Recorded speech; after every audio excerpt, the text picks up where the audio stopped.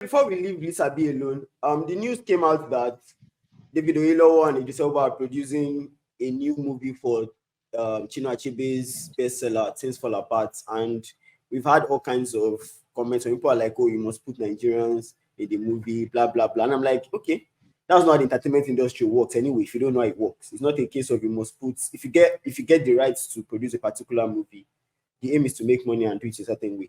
Then it now begs the question of, I know there are film villages in Nigeria, like you mentioned the way the set was designed for Lisa B. I know Femi Adebayo has one. I know Ibrahim Chata has his own film village as well. Jade Osibero has her own around Epe as well. Like more film villages are beginning to sprout up and stuff like that. But if you ask my own humble opinion, we need more. The reason why I get on Nigerian actors during election is if people just campaign for whoever it is that can pay you and you move on. Then when somebody gets sick among you or gets old, there's nothing to show for their acting career because there's literally a lot of money has been spent and a lot of money is not coming in. For those that don't know, if a friend of mine at school in LA told me that Hollywood is as big as the size of Computer Village times 300. Like it's Hollywood is that massive. So you can do things that you get lost.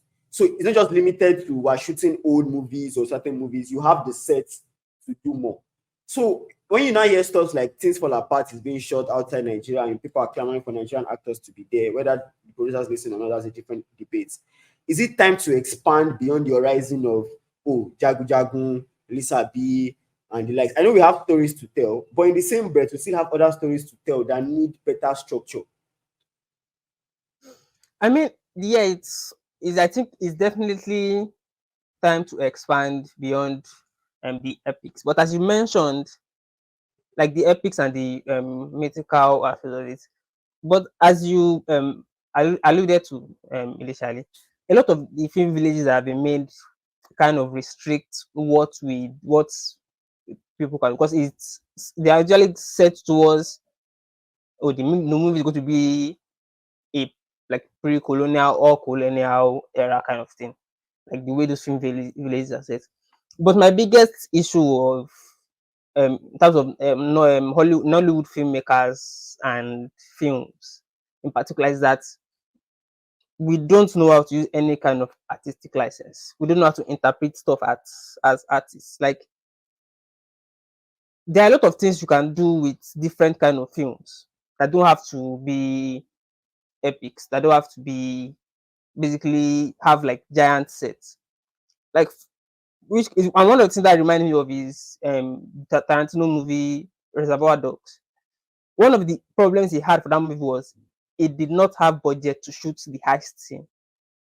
So what did he do? He just took out the heist scene completely and then he built a story around that. And it feels like we don't make those kind of artistic I don't want to say innovation, improvisation. Yes, that's the word I'm looking for. Artistic improvisation. It just feels like everything just falls flat. And I'm kind of worried that Nollywood, especially in terms of our relationship with Netflix, we are falling into a kind of formulaic setting. The film is always old mythical folklore kind of thing. That's the setting. That's the setting. Because at some point it made money with Ageshin calling in cinemas. So everybody's following that trend now until something else comes in. And again, it is a problem in this kind of industry whereby we are not ready to properly do art, and B, we are not ready to evolve as filmmakers. Like the filmmakers are not ready to evolve as filmmakers. They're like the directors, like for instance, Kayode Kasum. I can give you a plot for one of the movies, which is there are two people or three people, they're partners, they're poor. There is stolen money somewhere. In the end, there's like metaphysical powers. Those three things I said, I don't describe 7 of the films. Because that is what they become. They just become formulaic. They don't do anything. They don't innovate to do anything else again. And it's Kole just killed Afolayan. He just killed the guy. it's not even Afolayan. Because Afolayan is like this. Like you get. I know you get what I'm saying. I know you get what I'm saying. Yeah, like, yeah. He has like 7 movies that has the same plot. Yeah, and like if you are, and especially if you're like adapting to, it feels like we don't interpret, those filmmakers don't interpret them with any kind of artistic license.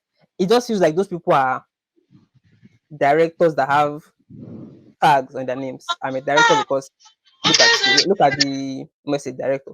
Not a, I'm a director because I can make this kind of film, or I understand this kind of filmmaking, or this is the kind of theme I have in my head when I want to make a film.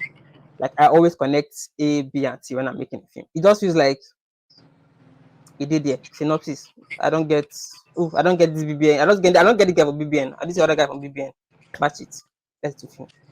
And the third thing is, as maybe this week has been evidence, a lot of the Nollywood film and film analysis space is like 80% sequel fancy.